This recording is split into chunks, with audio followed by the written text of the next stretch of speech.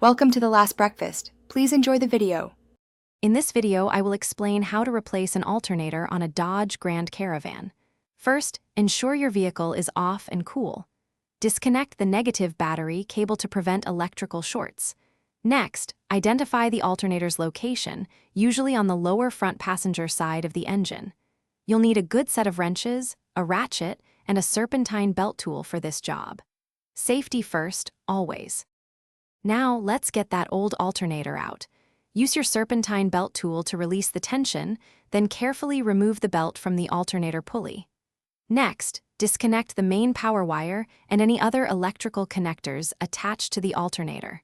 Finally, unbolt the alternator from its mounting points. It might be a bit snug, so a little wiggle can help free it up. With the old one out, it's time for the new alternator.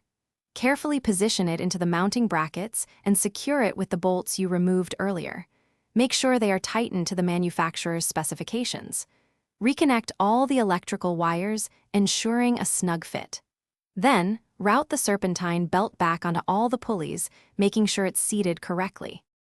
Almost done, use your serpentine belt tool to reapply tension to the belt, ensuring it's tight and properly aligned. Reconnect the negative battery terminal.